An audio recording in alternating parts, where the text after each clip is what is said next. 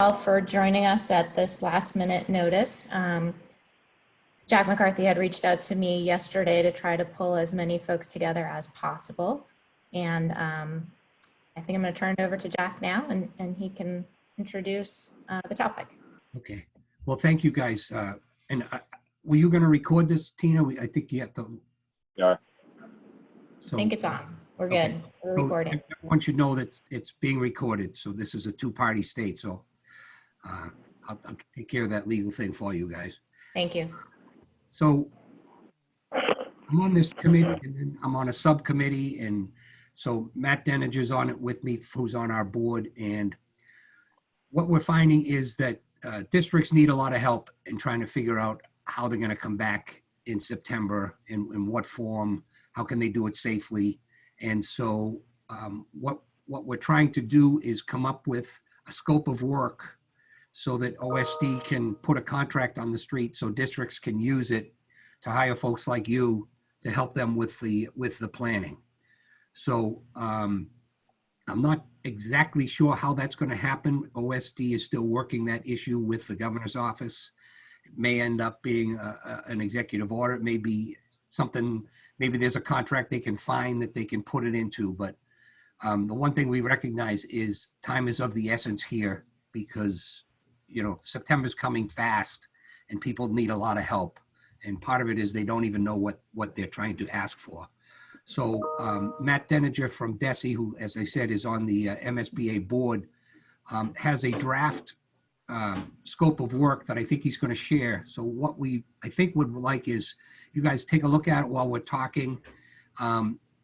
Think of things that should be added to it or things that you think should not be part of it. And we'll have a discussion to see what makes sense. So I'm gonna mute myself and turn it over to Matt. So thank you all. All right, great. Thanks, Jack. And thanks everybody. As Jack said, I'm Matt Denninger. I think I've either met or seen many of you before. I'm the Chief Strategy and Research Officer at DESE, and I'm on the board here at MSBA. I was tapped yesterday on this project they were like, hey, you know, we're just hearing from, as Jack said, a lot of superintendents, like, I could really use some help with my buildings. You know, HVAC is a really big topic of conversation now that the science is pointing to, you know, airborne transmission of the virus. And so, you know, what is it that we can do as a state, really? The question is, what can we do as a state to help districts get the information and best guidance that they possibly can in order to safely, or really as safely as possible, open up their buildings. A couple of recent developments just on the education side to frame all this.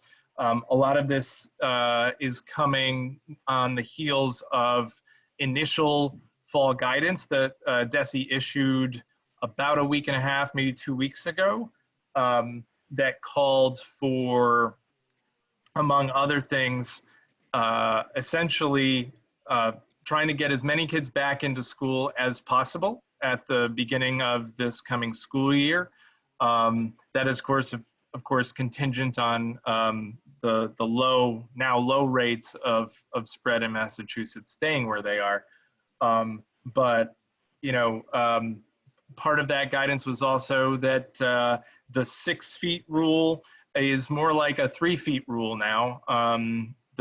We had the Massachusetts Pediatricians Association, we had infectious disease experts at MGH and at Harvard, and the American Association of Pediatricians all endorse a 3 feet with masks is not that much more risky than the 6 foot rule. So, you know, it's allowing districts now to think a little bit differently how to structure their schools. But, you know, there are still certain guidelines that they need to adhere to. So that's sort of the context for this. As Jack said, you know, we are now getting lots of questions from superintendents. And so we roughed out sort of a draft scope of work. And really the purpose of this, the first part of this meeting at least, is I would really love to get some insight and your input on the kinds of things we're asking for, you know, what you would change, what you would add, so that we can really gather as much information as possible before this scope of work goes out.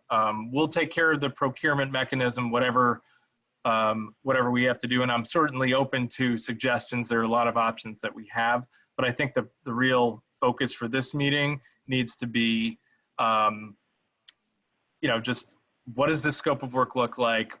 Are we asking for the right things? What are we not thinking of? So I'm gonna share my screen and walk folks through what we've roughed out in a draft form. I've got this up to 150%, so hopefully people can see this. You know, the overall purpose: provide immediate technical assistance and training to school districts and schools to open safely in September. You know, the requested service, we're being fairly general here. Direct assistance to districts to identify opportunities, address problems, make short-term, medium-term kinds of recommendations, and otherwise help them help and support them implement those changes to their facilities if need be. So scrolling down a little bit, we've got a list here of required and desired you know, bits of expertise that we were looking for. We put a lot in the desired just because it gives us a little bit more flexibility in terms of procurement. But really required up front would be, you know, any kind of expertise in space planning, design, and assessment, really operating facilities in general. We did put expertise in HVAC system design and maintenance as a required, just because it is, as I said, you know, a very hot topic and something that districts are, and I think, you know, rightfully concerned about, given the airborne nature of the disease, and, you know, needs to have deep knowledge of applicable occupancy and safety codes. And, you know, in terms of desire, we are hearing that, you know, maybe some districts have expertise in some of these things in required, but they might need some assistance on other things. So perhaps cleaning and disinfection, perhaps drinking water systems, and other kinds of building services. Specifically around food, you know, that's a big topic of conversation. Initial guidance is we probably don't want people congregating in a cafeteria. So how best to set up, how best to use your cafeteria, and then, you know, perhaps as an instructional space for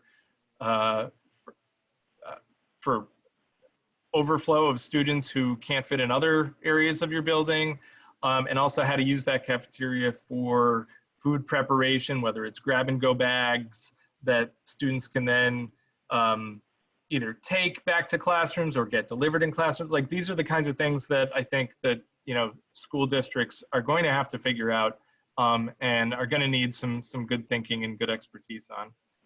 Signage, visual cueing, whether you want to set up one-way hallways, that kind of thing, like going to the supermarket now. You know, design for accessibility. What do we do for our kids with disabilities? Really just flow of people, entry, exit, emergency evacuation, all those kinds of planning support that districts might need. Really general school building planning, design operations, activity scheduling, bus drop off, and then sort of your outdoor grounds, especially including playgrounds, landscape planning, traffic flow, biking, walking. So this is our list. I'll just, a couple of things that we might ask for that, we didn't want to make the list because of the short-term nature of this and, the urgency.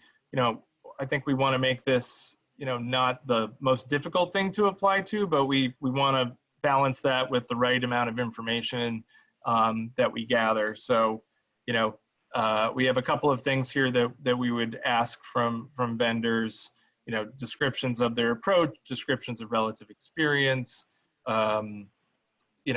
resumes, service areas, availability, the kind of capacity that you might have, and then sort of some examples and references.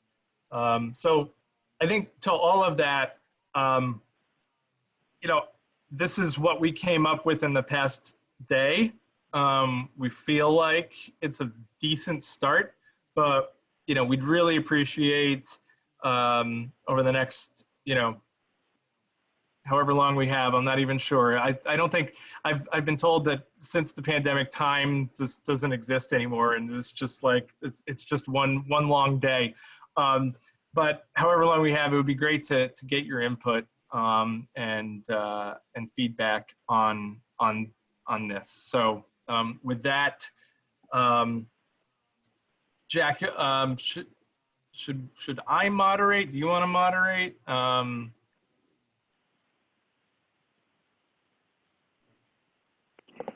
Yeah, we should probably set up a protocol. I think with so many people on the call, it may be best to use the chat box or to raise your hand so that we can have people participate. I think the chat Tina, I'm not might sure. be easier. Yeah, because I can't see everybody. Why don't we do a chat and then we can sort of call on you. Okay, and I did have a couple of things out of the gate, Matt. Yeah, absolutely. As far as the firm experience, maybe it goes without saying, but certainly, medical and nursing is important. It's kind of nested into schools that we do anyway. But I don't think I saw technology. And I think for remote virtual learning and maybe even distancing students within a school, if not, partially remote out of the school, is a huge item.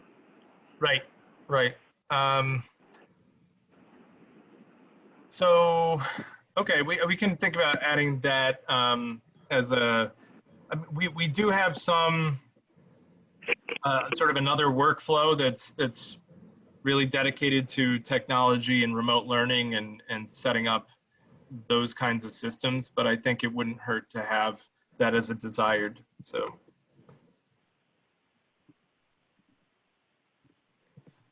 I'm just looking at the chat right now, and Ken has a good point that if you ask a question, could you please just say your name before you start talking so we can see who folks are. So do you want to then just say Laura's got a question, so let her ask her question? Sure. Laura, do you want to ask your question about liability? Sure. I have kind of two questions, I think. One is, these are areas where we're not, some of these areas are areas where we're not experts. I'm thinking specifically about cleaning and disinfecting, that our typical consultants are not experts. We're glad, I would think, to try and find people, but in all of these things, I think we would want some kind of waiver of liability. This is all information where the science is revealing itself. I think we all know that there are hazards and risks here, and can there be part of the contract be some kind of limit of liability, waiver of liability? So that's one question to think about, how you want to address that. And the other is, on some of these areas, I think it would be helpful if there was some standards, for instance, again, on the disinfecting and cleaning. I'm picking on that one area where if the state, the DSE, however, whatever is the appropriate agency said, gave standards that all the districts would have to follow for some of these specific things, rather than each district determining on their own, how are we going to disinfect? I think the physical planning has to be done on a district by district, school by school basis, but there should be some standards for disinfecting, guidelines for how many people are going to be on a bus that should be statewide. And I don't know, which of these would be in that category, but I don't think that some of these should be determined Yeah. on a school by school basis. Those are both good points. We were working very closely with Department of Public Health and Health and Human Services, I think we're all following the CDC guidance on disinfecting your facilities and buildings. The CDC guidance is pretty extensive on that, and I think that will be one part I didn't mention is that the initial fall guidance came out a couple weeks ago, but was just going to be much more extensive, sort of the thick volume guidance coming out in a week or two that will have such standards. As to the liability waiver, I think that's going to have to be that's going to have to be addressed in whatever contract. Just because I think if a school superintendent's going to want to, hey, could you sign off on this? And like, no, I mean, I think that's totally unrealistic, and we know that this is changing, and we can't guarantee anything. We're just doing the best we have with the information that we have. So that's duly noted. Okay, we have another question from Margot Jones regarding cost estimating. Should that be included in your scope of work? Margaret, you want to speak to that? Yeah, it seems like with many districts, it's going to be a question of priorities and what can they do first and where can they find the funding. I mean, Jack, I don't know if there's going to be a special program for this, but already a lot of districts are just pulling their hair out and saying, maybe we can't open because we can't do all these things that are required to make it safe. Anyway, so it seems like you need a cost estimator in your expertise, and then part of the job is to define what various steps will cost and which to do first and set up priorities that way. I like that a lot. Yeah. Because you can imagine, some districts just, need a couple things and they can pay for it and they're all set because they have maybe a relatively new building, and others like, well, here's the long list of things that need to be done, and it's time to prioritize and triage. And old unit ventilators that don't work anyway, and right. They're just spewing air all around the classroom that you're mixing the germs instead of separating them all, and the virus. Yeah, it's not really a germ, but you know what I mean. Yeah, good thought. Good thought. So Jack, you're going to tell me there's going to be a pot of money? What I'm going to do is tell you there's already a pot of money, and Matt Denninger is going to tell you what Desi's doing with it. All right, so I think the thinking, and this is all subject to change because this is all fluid, and I just got brought into this yesterday. But we have there are two big federal pots of money. One, there's a CARES Act that was specifically for schools and districts that went out. It was about $200 million. On May 8th, districts have had access to that money now for a couple months. Many have applied, and that is all for COVID-related response. They can use that money actually through 2022. So if this is sort of the short-term and medium-term COVID-related stuff, they can use that funding. The governor, a couple weeks ago during his education press conference where this initial fall guidance was released, also talked about another $200 million that will be distributed. I'm working on that as well, trying to get that money out to the districts starting this week. And that pot of money is also a federal carve out that's a little bit more restrictive, that has to be spent on COVID related response by December 30th of this year. And it can't be used for an expense that was like already budgeted for as of like March. So that pot of funding that we're about to put out is a little bit more restrictive, but it's restricted to, again, just this kind of thing, getting your facilities ready. What are the sort of short-term things that you need to reopen schools? And so that's why we were thinking it would be good. The state role in this would be to set up this opportunity that districts could then take advantage of and pay for with the pots of money that we have been distributing to them and will continue to distribute to them. Plus, and this is maybe wishful thinking, but there's still a lot of conversation about a fourth federal installment of relief that everyone is hoping for, but I think that still has a ways to go in Washington, and I don't think anyone can count on that. So that's where we are with the money situation. Okay.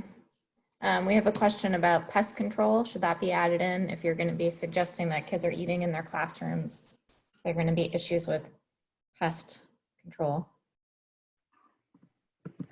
That's from Sarah Gibson. I don't know if you want to add anything to that, Sarah. I don't think so. It's just something that has come up in discussions among school personnel about switches in how food is prepared and consumed. Yep, that's wise. Good thought. Okay, so we have a question from Carl Franceschi. Who's the client for this effort? How will this information be shared with the districts? So we will, once we set up the actual sort of process for how districts can take advantage of it,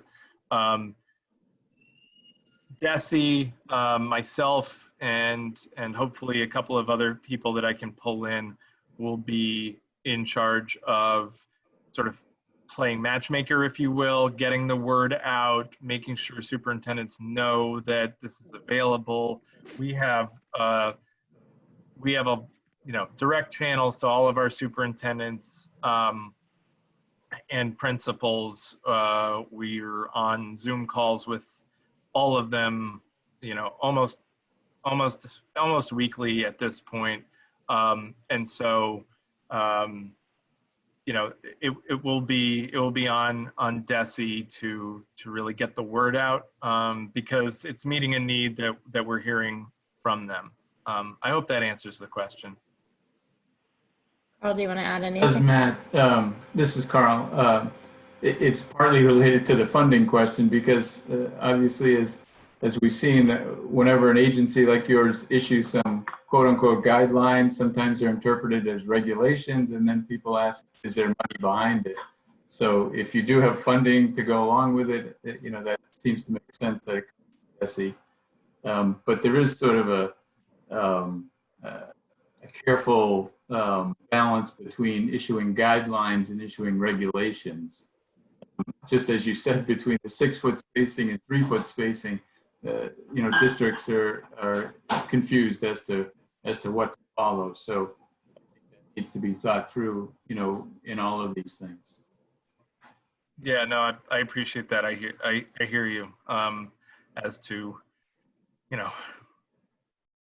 whenever we say something, you're right, it can be interpreted as like, well, Desi said we had to, kind of thing. And I think we're hoping to offer this as like, this can be a solution. We're again sort of playing aggregator of the services and the expertise out in the field that can help you with these things. But not required, but you know, we've just heard the hue and cry from the field, and we're doing our part to try to direct you to the experts. Okay, there's a question from Gary Brock on HVAC solutions, and given the short time frame that we have to address the issues and the sort of various amounts of school buildings that are in the Commonwealth, you know, new schools versus old schools, how do you think that's going to be addressed? No, I mean, this is why we're getting these questions from districts. You know, I think that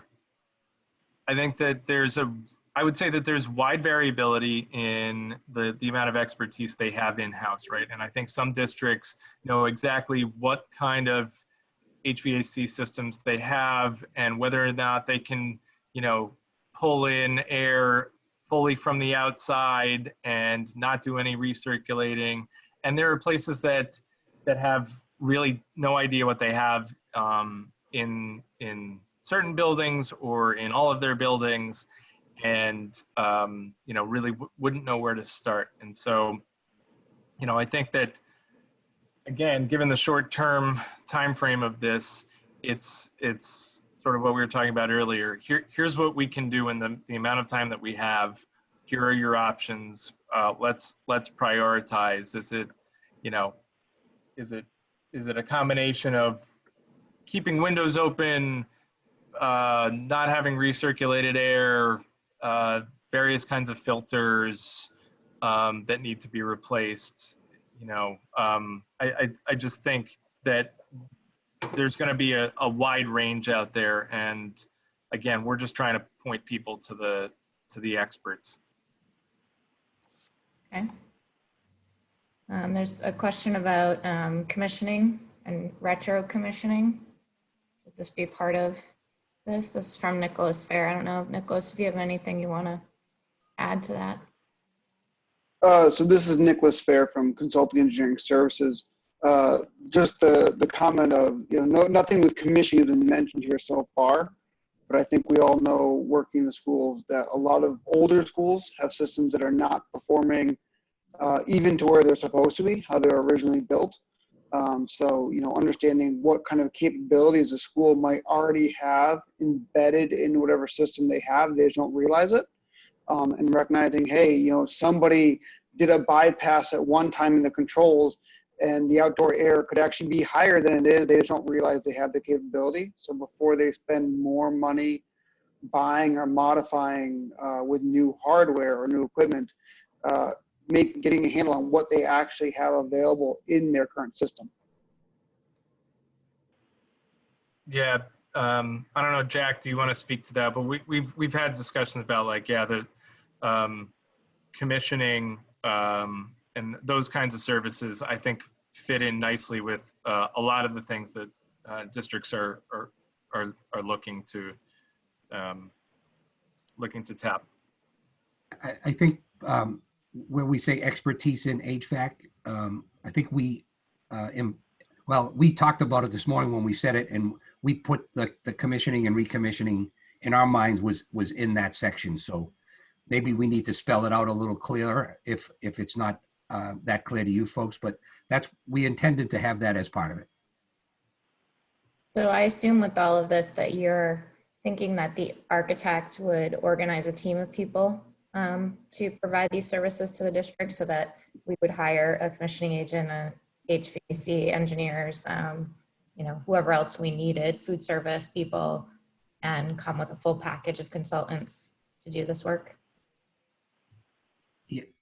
Matt? Yeah, I think that would be one way to do it. I could also imagine, you know, the district that needs help with the HVAC system and not necessarily with the space planning because they feel like they've got a good handle on that, or the district, you know, I think that we're trying to get districts to be able to choose from sort of a menu of services, because again, the variation out there is pretty wide. But yeah, I mean, I could see sort of a full service, like you know, we need a full team here, and if one firm can't do, you know, every single one of the things that a district absolutely needs, that it would be some kind of arrangement that you just described.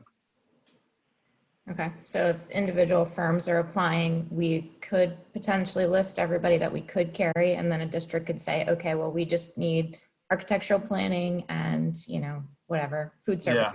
Yeah, that, I think that was the thinking at this Okay. point. Yeah, when we looked at it this morning, we recognized that probably one firm couldn't do all of this. So we anticipated that there would be subs. Yep. Let's see here. There's a question from Ron Lamar. The DEC guidelines will be used by each district, correct? It was issued in late June. Is that a final document?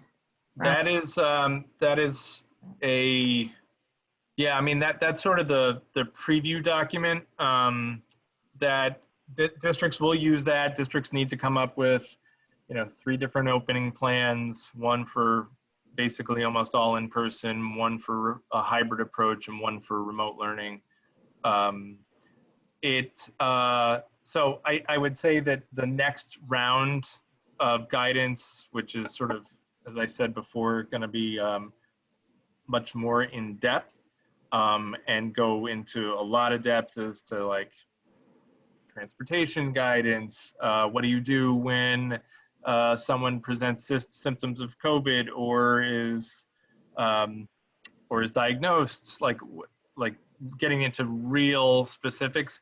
That guidance is going to come out in a couple of weeks, but it's not going to conflict with the guidance that was issued in late June.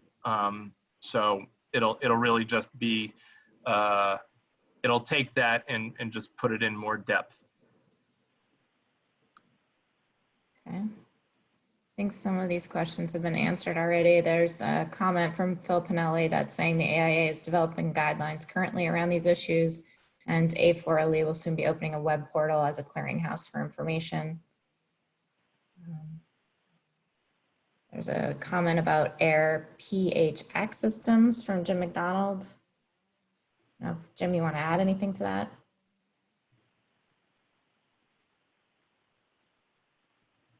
Okay. Laura's questioning the 3-foot separation between students. I guess what we're seeing when we're laying out these spaces with the 3 feet is that you can actually put more kids in a classroom than you typically would have. So some of these guidelines seem a little challenging for people. Yeah, so I can share a little bit on that. I think the way we're framing it is, I think 6 feet would be sort of an ideal best practice, but like virtually impossible to implement, right? And so it's really 3 feet as an absolute minimum. And if you can get them to like 3.5, 4 feet, like that would be sort of the sweet spot. So yeah, I don't think anyone would want to, we're not advocating that people put more kids in than they previously were. You know, I think you try to spread the kids out throughout the building as much as humanly possible. You know, having that 3 foot with masks on being like the absolute minimum. You know, I think that I think we all recognize that, you know, furniture, sometimes we don't have the right furniture in classrooms. We're asking kids, and this is coming from the medical community, like to all face the same direction, which isn't totally great educationally, but we certainly feel like it's better educationally to have kids in classrooms than it is on remote learning, which, you know, didn't go great this spring. I think that there were some highlights, but you know, nothing really replaces the in-person nature of education. One thing I want to hear, I'm going to quickly this is, by the way, just an interesting thing that we used for that recommendation. This was brought to us by the infectious disease experts at MGH, who basically, this is the study on COVID-19 about the infection risk at varying physical distances. And so the x-axis here is distance in meters. So this is 6 feet at 2 and 3 feet at 1. And you can see that your risk goes up slightly, but it certainly goes up much more, below 3 feet. And there's not a whole heck of a lot of difference between the 2 meter mark and the 1 meter mark. And so it was the scientists that really took this study and said, we really think that we can not increase the risks so much and still make sure that we can get kids in schools at 3 feet rather than 6 feet, which is 6 feet is really probably not realistic for almost all schools, right? So that's just a little side note there, but I thought that the science was interesting, and this is what they were basing the recommendations on. I will say that they're still doing studies all the time, right? And we're learning from different countries and different places that have gone back to school. So could change, but I thought I would share that. Great. There's a question from Ron Lamar about traffic. Since there's a question about busing and parent drop-off, should there be a traffic consultant? Well, that's a really good call, because you're right. A lot of parents are probably going to say, I don't want my kid going on the bus, no matter what is said. I'm going to drop my kid off every day, and so traffic.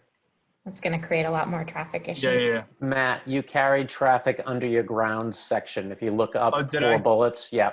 Oh, including traffic flow. Okay. All right. Maybe that should just be a just to make it stand out.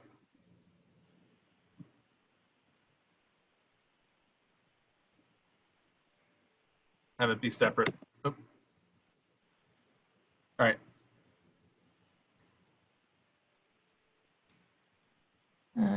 Let's see. Just scanning our comments, see if there's any different questions coming up.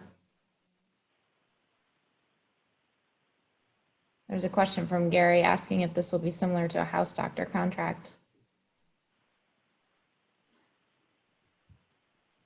Yeah, I mean, I'm not familiar with house doctor contracts, but from what little I know, yeah, similar. We have been in touch with DCAM about possibly using some of their contracts that we can put this on.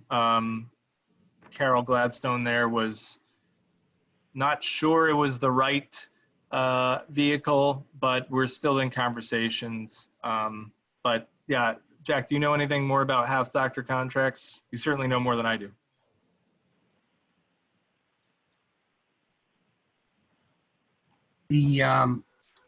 It's not dissimilar to a house doctor contract, but it's not. It probably won't. You won't be able to use the DCAM contract, at least according to Carol, to hire these folks. But in theory and in practice, it might act like a house doctor type contract. So I'm imagining, since this is going through DESE, or I think DESE, that a firm would apply and sort of show you everything that we could manage as a firm and all the different consultants we could carry, and then you would match us up with different districts given our application. I think that's the right thing. There would be a quick vetting process, and then we would do some matchmaking to make sure that the districts that needed the support could, here's the list. Okay. So Bob, I don't know, you have a question here about DESE guidance or discussion on physical education activities. So if you want to add to that, but will districts still be having PE class? Yeah, that's part of the guidance that's going to come in sort of that more in depth. We needed a little bit more time on that. Frankly, the medical community that's helping us needed a little bit more time with that. We're getting that question with fall sports, and I think that there's some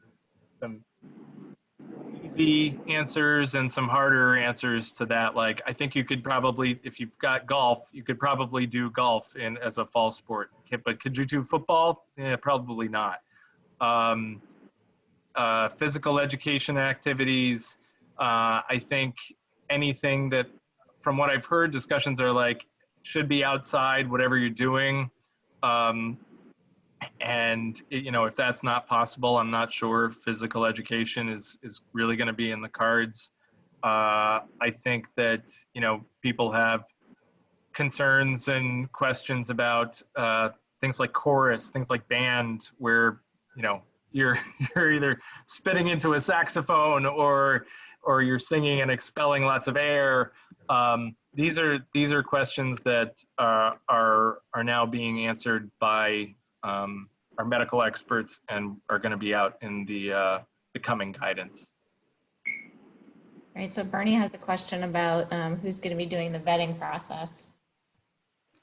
We haven't really figured it out yet. It's going to be probably a team effort. I'm gonna ask Jack maybe for one or two folks to help. I'll have folks on my side, and with these procurements we can usually even include people from the outside. So we may ask some kind of objective expert from outside the organization. But I honestly, I'm not there yet. I need to figure that out. But it'll probably be a team effort. I wouldn't want to. I'll put it this way. I wouldn't feel comfortable just with a couple of folks from DESE doing it. I'm not sure we have that kind of expertise. We know the school side well, and we know what they're asking, and we know concerns that superintendents have. But we don't have enough of the content knowledge to really put a team together just by ourselves, DESE alone. Oh, since Bernie's asking that question, I'm assuming he wants to know if the MSBA DSP is going to be part of this process. And these contracts will not be MSBA projects. They'll be, standalone projects. So I don't envision it going through the MSBA DSP process. Matt is working with OSD to try to figure out what the best way to go through that. And it might be like a project team like Matt suggested. But again, we're still trying to figure that out. We're trying to figure out what the best way, the fastest way to get this without sacrificing quality. I see that there's a comment from Christian Whitsett about geographic location, and maybe that plays a role in who gets assigned to which district. Obviously, if you're out in the western part of the state as an architecture firm, you might be able to get to the districts that are out there easier than someone from the Boston area. Yeah, totally agree. And that's we did put that as one of the pieces of information that vendors should provide, because if you're an expert and you service the western part of the state, then it would be great that Pittsfield knew that. They probably already know it, but maybe one of the smaller towns out there wouldn't know that. But on the other hand, if you can cover the whole state and you have that kind of capacity, it's helpful to know that too. Okay. I don't know how much time you have allotted for this conversation. We could take a couple more questions, and it's up to you. I think a couple more questions would be totally fine. I think we'll call it around noon, Jack. Okay. Thumbs up. Sorry, didn't make you, didn't mean to make you try to unmute. So there's a question from Laura Warnick about, have you thought about any possibilities for modular classrooms or, space in other buildings, or, how they took over sort of the conference centers for hospitals when they needed more capacity? Has there been any conversation about that? Yes, there has been some discussion about perhaps, given the short timeline, I'm not sure how realistic it is, but like propping up, modulars or using, buildings that were, once schools and are now, used for other kinds of purposes. That's a real district, specific kind of a concern. And so, I think it's a good idea, and I'm trying to think about like, how do we put that in here? Do we say something about like, expertise with, or like knowledge of modular classrooms, knowledge of, recommissioning old buildings, reusing old buildings? Like what would be a good way to capture that here? Maybe you have something about experience with modular procurement, that whole process that you go through to get modulars. And then it's sort of master planning if they're looking at an overall town or city to see if they have any sort of additional space that they could take advantage of to space the kids out a little bit more. So that may be a master planning experience. Sort of district-wide master planning. Yeah. Good suggestions. Thank you. There's the question about, a lot of us use similar consultants. So the consultants that I may carry on my team may be the exact same ones that, Bill would carry on his team. So there'll have to be some understanding of how that gets divided up between teams. Yep. Just something to think about. Yeah. No. Phil's asking about scope of services will likely vary on a school-by-school basis. Even within a single district, I would anticipate the need to work on an hourly basis. Possible. Yeah, I'm actually thinking, I mean, haven't put a ton of thought into this, but that this would probably be sort of an hourly rate kind of a contract. Okay. There's a question from Lee Morissette. If the districts have to apply for funds and then services, how will services get awarded equitably? Well, I can speak to the money. The money is distributed equitably. It's mostly based on what we call the Title I formula, which is largely dependent on your low-income population. And so those districts typically that are most in need are getting more money. I mean, the question about how do services get awarded equitably is, I think, the challenge there. And I'm not quite sure what we have in our power to do about that, because it's sort of like, I mean, my sense of it is first come, first serve. Like if you get reached out to as part of this contract, then like, let's set something up and let's go. But if you have any, Lee, if you have any thoughts about that, push back.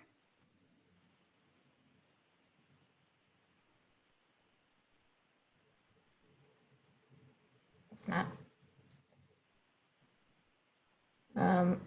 Donna Danisco is asking to clarify, what is the goal for these contracts? Is it short-term opening of schools for the fall? and long-term, like new systems, new modular classrooms, et cetera. So there may be some things that you can't actually do by fall opening that you could do over a little bit of a longer term. Is that something that's going to be considered? Yeah, I mean, I think that the way what I would say is it's probably the goal of this is probably heavily weighted toward the short term. Let's reopen the buildings. How best can we do that? But I think that, you know, if anything, you know, this crisis has taught us we also need to think medium term and long term with not only, you know, I think Band-Aid solutions are helpful when, you know, you really need to cauterize the wound and stop the bleeding, but like long term, what would be best for a building. And so if it costs a little bit more to get a more medium range solution in place, then, you know, I think that would totally be welcome.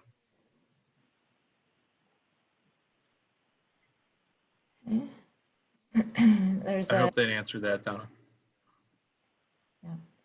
from Meryl Nisler, will the district be required to provide the operations aspect, number of times that the facility gets cleaned per week, and those types of questions, obviously, on the district more than the design team?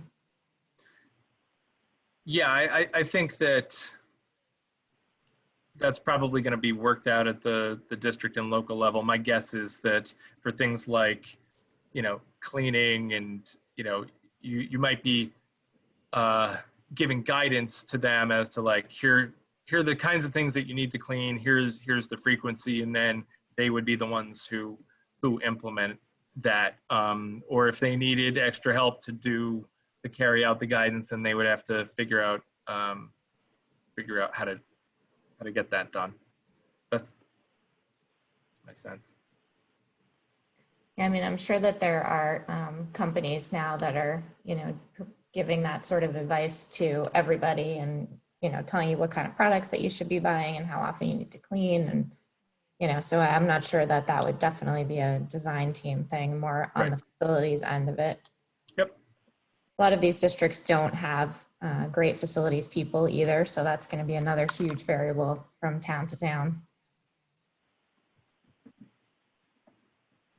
Let's see. Take a couple more here. What are the next steps and timeline? Oh, great question. I'm just working on this sort of nonstop right now. We had hoped, I gotta work with the folks at OSD to figure out that procurement sort of contract vehicle today, and we were hoping to have at least by the end of this week something up. I'm not sure if that's being totally unrealistic, but that's my goal. Okay, I would assume that it'll take teams a week or so at least to gather all the consultants that we would need to put together for these submissions. So hopefully we'll have a little time on our side too. Yep. To do that. Yep. And I would imagine this would sort of remain open, you know, so.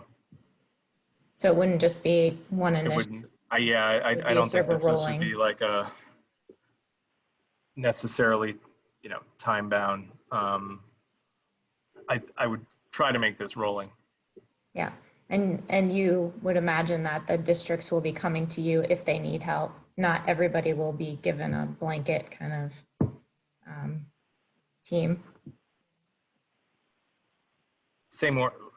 So if a district, I mean, you were saying at the beginning of this, districts don't always even know what they're needing to ask. So do they even know that they need this kind of help? I'm just wondering how you're rolling it out on the other end. I guess that's to be determined. I'm sorry, I don't have a better answer for that. That's fine. Okay. Let's see. There's another question from Lee. For public procurement, I would imagine a qualifications-based selection process would be a natural fit, geography and availability. I think we already hit on that a little bit. Ron is asking maybe a timeline of expected services in the RFS would help. Keeping this a simple process will most likely help expedite assistance. I agree. Immediate versus long-term services, and how is that list prioritized?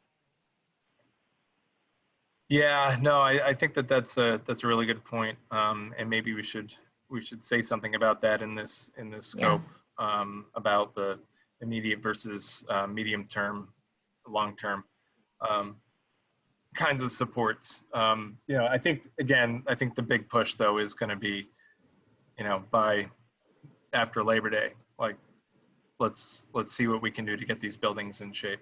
And I see to Phil's questions. Yeah, I think a lot of districts may already be reaching out to firms, and they're certainly, they're certainly free to do that. What we're trying to do is provide the connections that we have and be sort of that play that clearinghouse role for districts who might not have those kinds of relationships already built. So we're at noon. I so appreciate your time, especially these days. Time is critical. I'm going to be continuing to work on this. As I said, if you have any other thoughts, please, reach out to me. I will be, I'll put my email here in the chat. If you want to reach out, you have any other questions, I'll try to get them to you. As you can tell, we're sort of, I'm running at full speed right here without all the answers. So again, really thank you for Tina and Bob for pulling this together, and for Jack for doing this as well. Really appreciate it. This has been great and helpful, and I think we're hoping, Matt, we know you're going to be outrageously busy, but we're hoping you and Jack can join us for what looks like the 23rd of July. Not sure people on the call realize, but we are trying to assemble continuation and a meeting similar to this, but really focused on the districts to get them speaking to each other about their plans. I know I've had districts reach out to me and wondering what others are doing. So we might have something that'll roll into a 3-part series where we just hear from districts. Maybe we see how the reentry occurred, and then we want to follow up long-term as architects and designers. What can we do, and how might design change long-term? And I know there's a lot of thought being put into that, but please stay tuned. Okay, great. So we recorded this, so I will work with BSA to make this available to others that weren't able to join, or if you want to rewatch it. And thank you. Stay tuned. Tina, can I just, before everyone leaves, I just want to thank you and Bob for helping me out. I mean, I called these guys yesterday in the afternoon, and for them to get this many people on in less than 24 hours is really unbelievable. Based on a couple of the questions, I just want to make sure that people are under a misconception.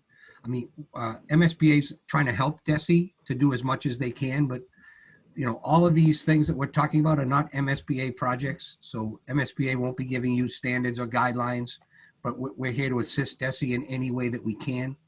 Because I jealously guard all of the funds that we have so we can do our projects that we have. So don't anybody be under the misconception that this is an MSBA project. It's strictly DESE.